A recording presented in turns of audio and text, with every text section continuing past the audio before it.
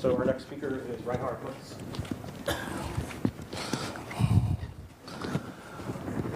I want to say welcome to all of you, and in my short lecture I will show the basics of WPIA, which spells to World Privacy and Identity Association.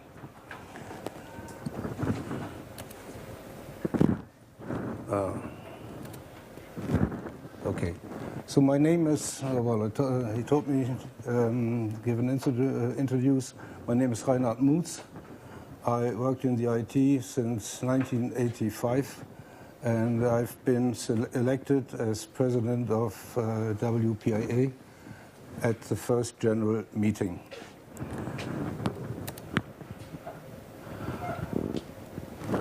I want to give a short overview why we need a legal framework to operate a trusted service provider successfully, and I will show you the reasons why we do it, and I will show you the way we will do it.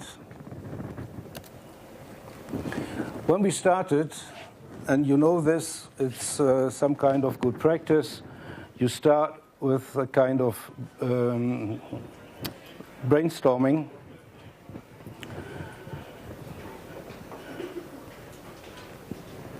And what you do is just number all the issues you have to deal with. And I give just a few examples what we have to consider. For example, finance. Finance will include the management of membership fees, donations, payments, and of course tax, because the tax office always want to get its part of your money, and you have to organize it very well. You can organize it if you have not a community but an association. An association is represented by a management board, and this management board acts on behalf of the association. The same thing is in regards to contract management. If you see what you have to do, how many contracts you have to sign, then you see you need a data center to operate something. You need contracts to manage the relations between your trusted service provider and your customers. And you need contracts, for example, for insurances. Next item is human resources. Without a personal staff who is doing the things, there is no progress. So you have to organize it in a way that it will manage or match your targets. Go to infrastructure. You know the tasks you have. You will run a website, for example. You will run some software so that you can communicate in the teams.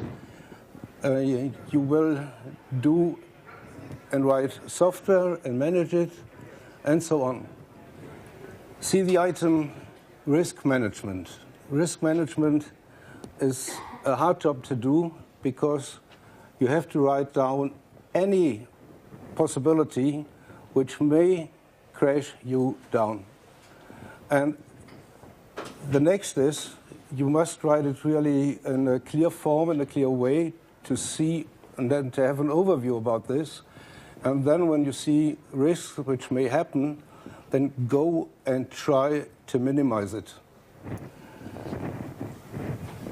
At least you need a documentation of all business processes and all actions, in the meanings of keeping an archive and keeping it up to date. And these issues are not all. There are many, many more issues you have to consider, and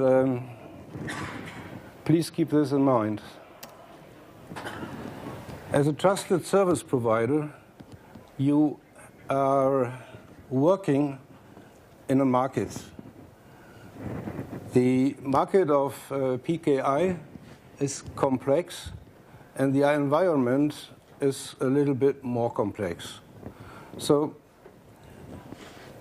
if you see the PKI description, which is made by Internet Engineering Task Force, called RFC 5280, there are laid out and written in details the requirements how PKI will work.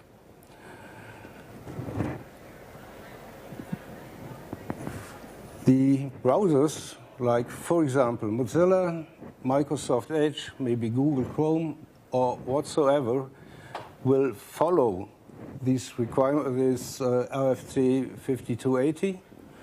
And sometimes it happens, and that is what we will see, that they have different views about the same thing which happens. And that will lead, for example, to the fact that their trust stores are filled with the names of CA companies, but they are not identical. Everyone who wants to surf the internet in a way of, let's say, trust and builds up a trust store has its own view whom he will trust. In 2005, the CA, the part of the CL market, and the B, which stands for the browsers, organized a forum. A forum is nothing else as a discussion forum, and what they try is to unify the views and the interpretations of RFC 5280. This part is well known to many, many people in the community. But there is a new player coming which is not yet really recognized in the community. And this new player is that project in the EU called EIDAS. And EIDAS has a target which is described best as the internal market in the EU will be unified, and this will be done latest in 2020. So there are only a few years left. What they do in regards to certificate authorities is that they created a new level of trusted CAs, which they call a QTSP. A QTSP is not only a trusted service provider, it's a qualified trusted service provider. And the hope is that they can make much more money than before. You may see this attempt of installation QTSPs, like, for example, building a digital wall around the Schengen space so that they keep Europe as a single market. And others say and will tell you it will help the world to communicate better and more safe and so on. That's the one side of the world of PKIs. The other side is that the same document, the RFC 5280, distinguishes between internet and internal. Internal means that you use the PKI system in your own networks, and these networks have no connection to the internet. So the rules are not strong. The rules may be not obeyed, and the reason why you do it is very simple. You can keep your internal network intern.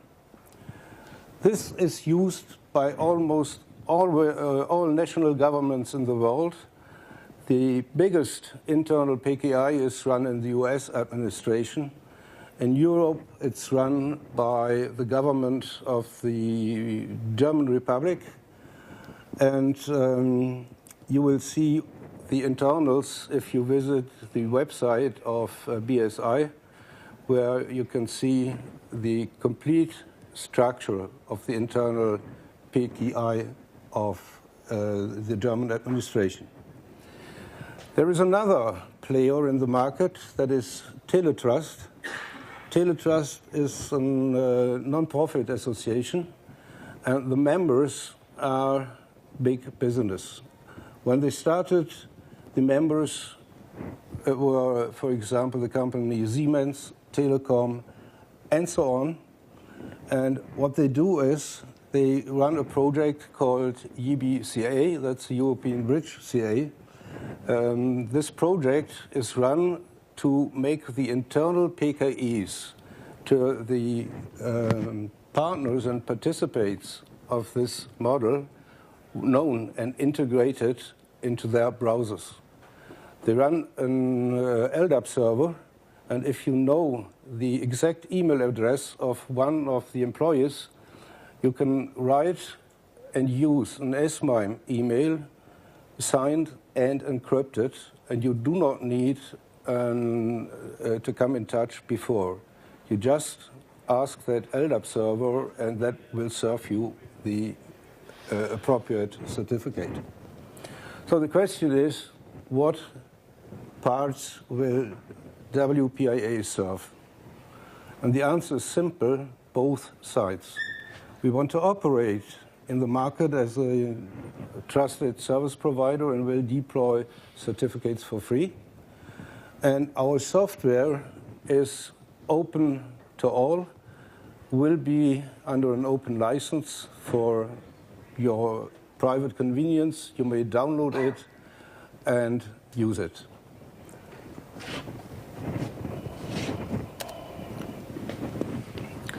Well, a solution in this area must be based on trust. Privacy is a right, and privacy, and that's written by the UN, privacy is not a commodity that can be sold. Its utility in various cultural and social settings can differ, but privacy is a human right. And that was written in the UN World Public Sector Report in the year 2003. Last week, we saw in Brussels an event from data protection officers and security interests and so on. And this guy, Mr. Carbonde, wrote a tweet. I catch it by some coincidence. And what he wrote is, you cannot monetize a fundamental right to make it subject to a commercial transaction. And that are words written in the year 2017. 14 years ago, the UN World Public Sector Report said, the difficulty is that the protection of privacy is not high on the global or even national political agendas yet, and that yet is still hope. So as I said, a solution must be based on trust. Next item is a very important item, is identity. And the Austrian administration wrote a strategy paper, and they said the citizens must have confidence that their data will be received by the addressees fast and reliably. An open and free internet, the protection of personal data, as well as the integrity of interconnected networks, are the basis for global prosperity, security, and the promotion of human rights. So what we can see is human rights is always mentioned, and human rights cannot be divided, they cannot be sold or made subject to a market. Human rights should be accepted to its full extent. If you need privacy, if you accept identity, confidentiality, and ignore the rest, then you don't accept human rights because it's undividable and cherry picking not allowed. See, if you see the environment and remember my words, then the next is very simple, how to manage this solution. You all know, and we are in Brussels, the center of former Gallia, an old maxim called Caesar's maxim was divide et impera, And if you work as project manager or a manager of a company or something, you know that principle, divide and conquer. What we have to obey is we have to organize users and customers. They will have roles as members, as fellows, as customers, maybe as employees. On the other side, we want to operate a service which delivers or deploys certificates, and this will be done for free. And this CR will take part in the market. And based on all is our association, which is a charitable non-profit association. And our members, we are looking for now is make propaganda, tell the world what we are doing, tell it your people, tell it your neighbor, and getting friends.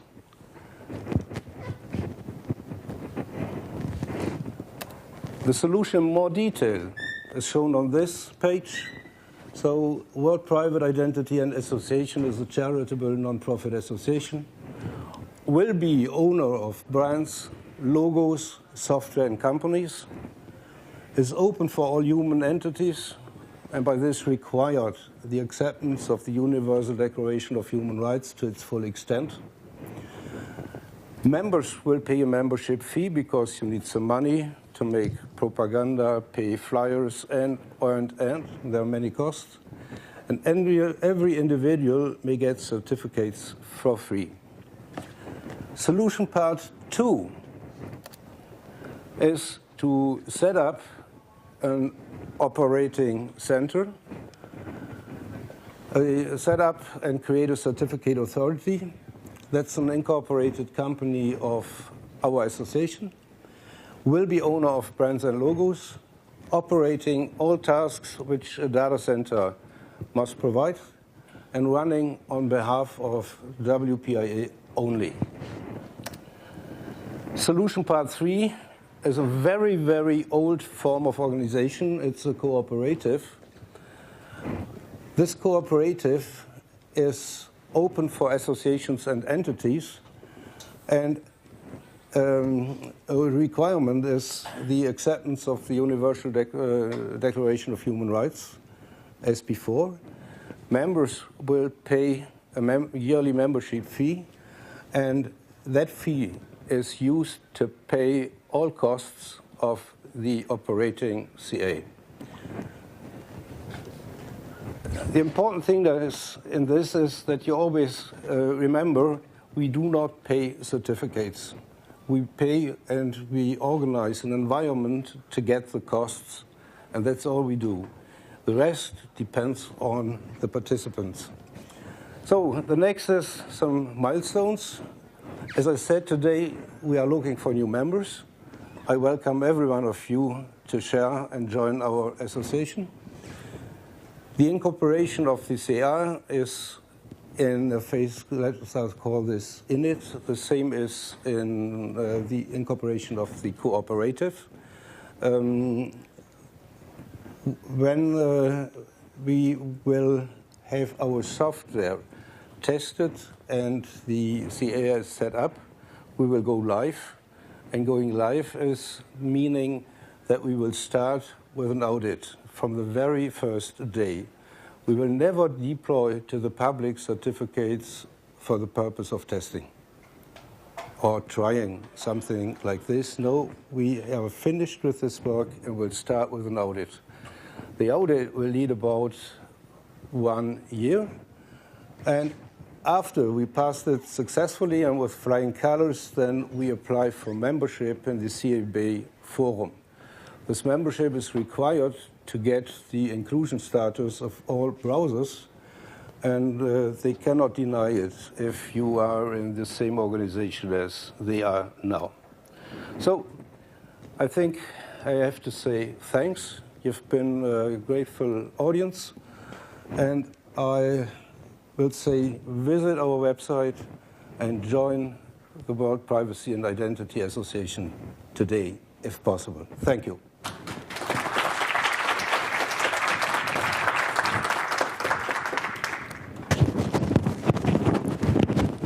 Hi. I just have a few points of sort of clarification and a question. It is not true that if you join the CA browser forum, all of the browser members have to let you into their root stores. That is not true, but it is also not required to be a member in order to apply for root store admission. So you can apply whenever you like, and you can become a member of the CA browser forum at a later point. The membership requirements for the forum are that you are in at least one root store. So in fact, it's the other way around. You have to get in a root store before you can become a full member.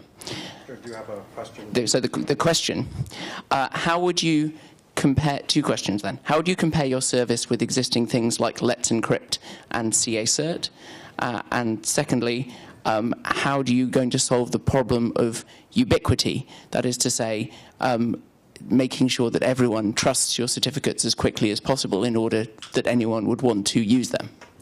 The first question is easily answered. Let's Encrypt does not a reliable work. Sorry? They do not a reliable work. The certificates are generated by a machine used for another machine, and what they are doing is not accountable in the meanings of legals. You may read, and I give you the advice to do so, the UN, the Committee for International Trade Laws, has published two big documents, and both are about the commercial market and the use of digital certificates. And they say that certificates generated from a machine to use to secure the communication between two machines are not reliable. So it's out of scope. If you want to have a reliable certificate, the one part must be a human on the side of the CA and a human on the side of the interest party which wants to see or wants to have a certificate. That's about Let's Encrypt. And the other one, my question to you is, are you a member of Mozilla or Firefox or something like? Yeah. Yes? So will I take your words, and I promise you that I will, when we start with the audit, I will give you a contract that we will be integrated in Mozilla's Firefox. And then we will talk about it. Okay, and then we will see and check who does the right things. So okay. I'm afraid that's all the time we have for questions. Okay. Thank you very much, Yeah. Reinhard Mutz. Yes. Yeah.